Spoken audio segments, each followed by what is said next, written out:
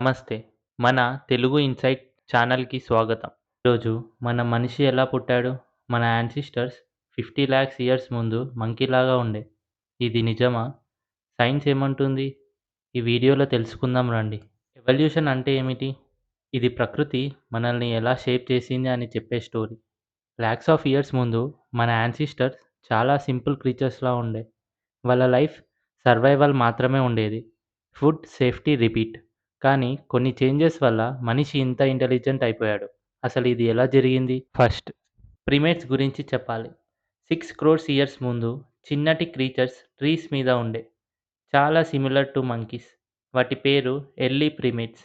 వాళ్ళ hands, ice చాలా special. థింగ్స్‌ని పట్టుకునే స్కిల్, దూరం చూసే ఎబిలిటీ ఉండే. ఈ ప్రిమేట్స్ నుండి మన ఎవల్యూషన్ స్టార్ట్ అయింది. 40 లాక్స్ ఇయర్స్ ముందు ఆఫ్రికాలో ఒక వింత చోటు చేసుకుంది. గ్రూప్ ఆఫ్ ప్రిమేట్స్ 2 కాళ్ళ మీద భూమి మీద నడవటం స్టార్ట్ చేశారు. వాళ్ళ పేరు ఆస్ట్రలోపిథెకస్. Famous example Lucy. ఇది 1974లో ఇథియోపియాలో దొరికిన skeleton.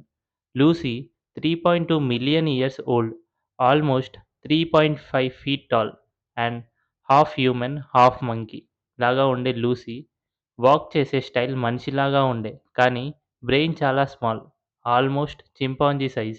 Next big step Homo habilis. 20 lakhs years ముందు వాళ్ళు ఫస్ట్ టూల్స్ యూజ్ చేశారు. షార్ప్ స్టోన్స్‌తో యానిమల్స్‌ని హంట్ చేసి, కట్ చేసి ఫుడ్ ప్రిపేర్ చేశారు. దానితో వాళ్ళ సర్వైవల్ ఛాన్సెస్ ఇంప్రూవ్ అయ్యాయి. ఈ టూల్స్ వల్ల బ్రెయిన్ కూడా డెవలప్ అయింది. థింకింగ్, ప్లానింగ్ స్కిల్స్ వచ్చాయి. ఆ తర్వాత హోమో ఎరెక్టస్ 10 లాక్స్ ఇయర్స్ ముందు వచ్చారు. వీళ్ళే ఫైర్‌ని కనిపెట్టారు. గ్రూప్స్‌తో హంట్ చేశారు. ఆఫ్రికా నుండి ఏషియా, యూరోప్ వరకు స్ప్రెడ్ అయ్యారు.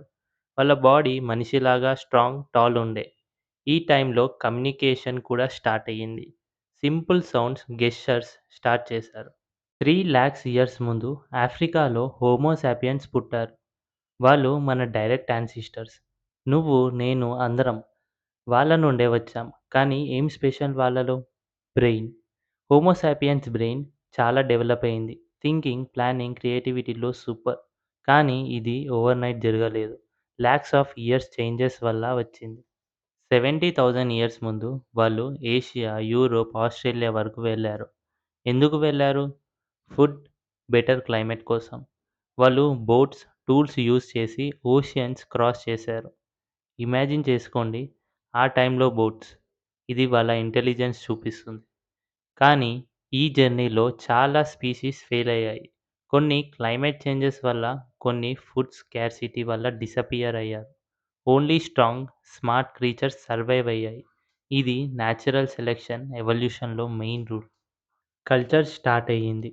40,000 ఇయర్స్ ముందు హోమో సాపియన్స్ కేవ్ పెయింటింగ్స్ వేయటం మొదలుపెట్టారు. ఫ్రాన్స్‌లో లాస్సో కేవ్స్‌లో యానిమల్స్ హంటింగ్ సీన్స్ పెయింటింగ్స్ ఉండే. ఈ పెయింటింగ్స్ అద్భుతం కదా! ఈ పెయింటింగ్స్ జస్ట్ ఆర్ట్ కాదు, వాళ్ళ స్టోరీస్, బిలీఫ్స్ కూడా. లాంగ్వేజ్ కూడా బాగా డెవలప్ అయ్యింది. Homo sapiens complex sounds, words use చేశారు. ఇది గ్రూప్స్‌ని క్లోజ్ చేసింది. హంటింగ్ ప్లాన్స్, స్టోరీస్ షేర్ చేసుకునే ఛాన్స్ వచ్చింది. హోమో సాపియన్స్ సింపుల్ సౌండ్స్ నుండి కాంప్లెక్స్ లాంగ్వేజ్ డెవలప్ చేశారు. ఇది వాళ్ళ నాలెడ్జ్‌ని షేర్ చేయడానికి హెల్ప్ చేసింది. ఇమాజిన్ చేసుకోండి, ఒక గ్రూప్‌లో ఈ యానిమల్ డేంజర్ అని వార్న్ చేయగలం. ఈ జర్నీలో నియాండర్థాల్స్ కూడా ఉన్నారు. వాళ్ళు హోమో సాపియన్స్‌తో మిక్స్ అయ్యారు. మన డీఎన్ఏలో 1-2% నియాండర్థాల్స్ డీఎన్ఏ ఉంది. ఇది మన స్ట్రెంగ్త్, ఇమ్యూనిటీకి హెల్ప్ చేసింది. కానీ ఎందుకు నియాండర్థాల్స్ డిసపియర్ అయ్యారు?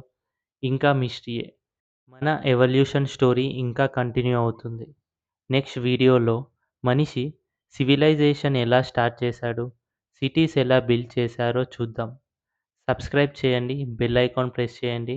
ఇంకా సీక్రెట్స్ రివీల్ చేస్తాం. ఫ్రెండ్స్‌తో షేర్ చేయండి మన హోమో సాపియన్స్ స్టోరీ ఎలా ఉందో.